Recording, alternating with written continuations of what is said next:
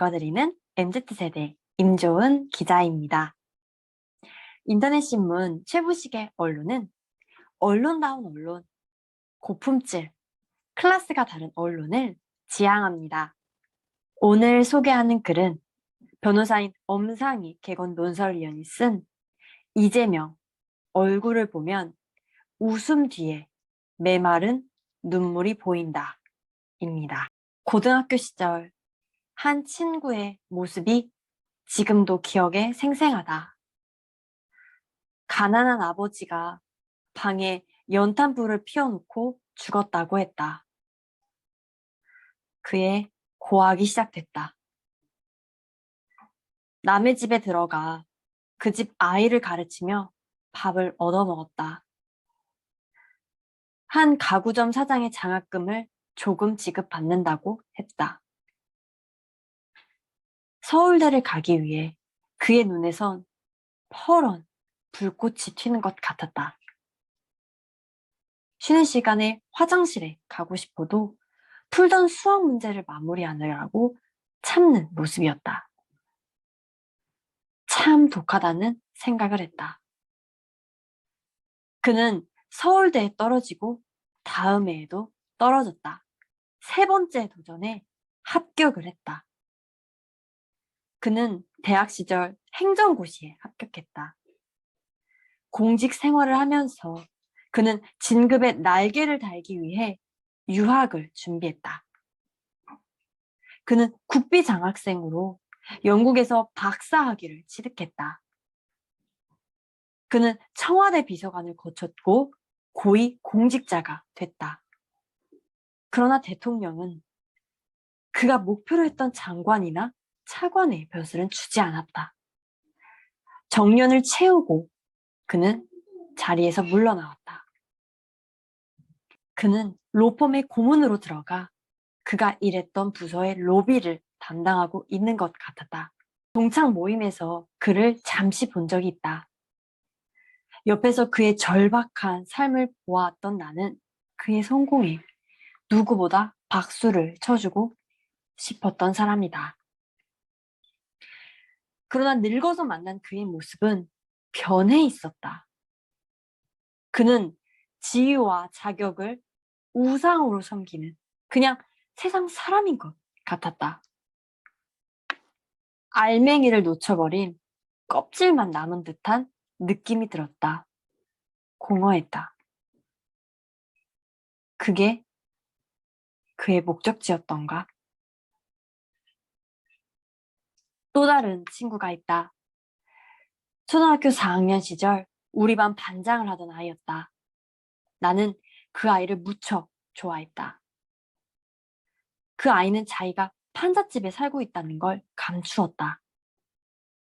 내가 그 아이 판잣집으로 몰래 따라가 친하자고 제의했다. 그 아이가 마음을 열어주었다. 그 후 다니는 학교가 달라도 우리는 평생 친구다. 아버지가 없는 그 아이는 고등학교 시절 변두리의 산자락 오래된 낡은 집방에서 혼자 밥을 해먹고 남의 집 아이를 가르치며 학교를 다녔다. 라면 스프를 뜨거운 물에 풀면 아침에 먹을 국이 된다는 그의 말이 지금도 기억에 남아있다. 그 아이는 아버지가 왜 자기를 낳았는지 이해할 수 없다고 절규하기도 했다. 그 아이 스프 국물에는 눈물이 반인 것 같았다. 그는 명문대학에 입학했다. 대학 시절 그는 지방학원에 강사로 일을 했다. 1년 일을 해서 번 돈으로 1년 대학을 다니고 그렇게 반복을 했다. 남이 4년 동안 다니는 대학을 그는 8년을 다녔다. 어쩌다 그를 만나면 돈이 없어 대학을 졸업하지 못하는 꿈을 꾼다고 하면서 불안해했다. 대학을 졸업하고 그가 종합상사에서 일하되었다. 그가 다루는 수백 가지 섬유 제품의 샘플을 조금씩 조각을 만들어 대학 노트의 귀퉁이에 붙이고 그 옆에는 그 섬유에 대한 정보를 빽빽하게 기록해 그걸 외우고 또 외운다는 얘기를 들었다. 그는 밤이 되면 불을 끄고 그가 다루는 수백 가지 섬유 샘플을 손으로 만져 식별하는 연습을 했다. 얼마 후 그는 회사를 나와 혼자 무역회사를 차리고 마카오의 거리를 돌아다니기 시작했다. 세월이 흐르고 그는 부자가 됐다. 그는 뉴욕의 최고급 주택가에 있는 자신의 집으로 나를 초청했다.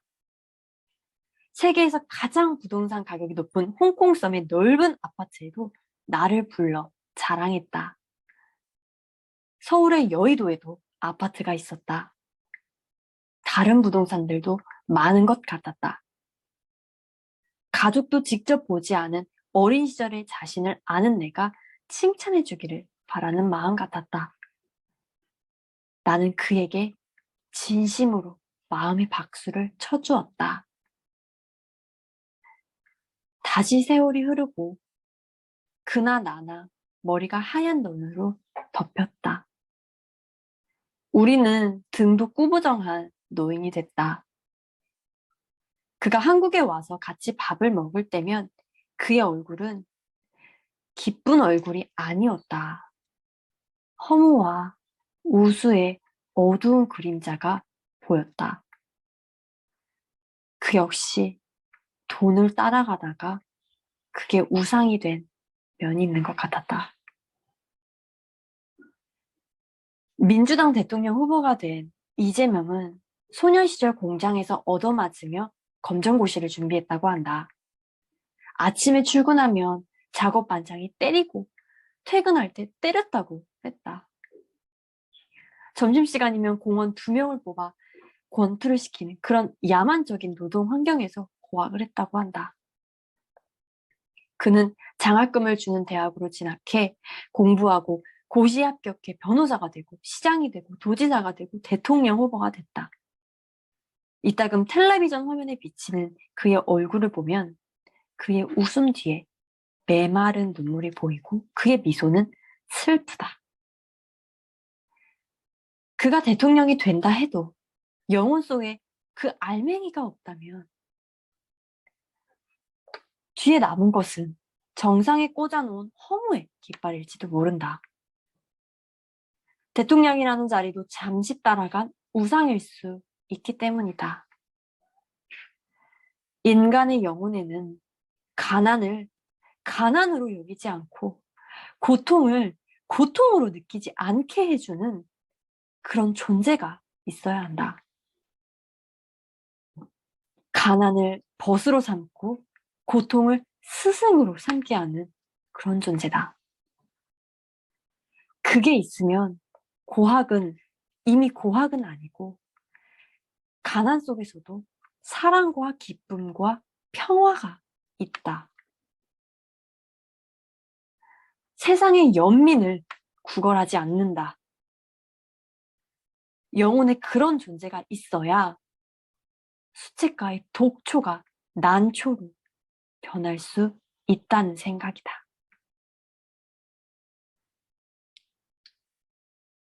잊지 말고 구독과 좋아요를 꾹 눌러주세요.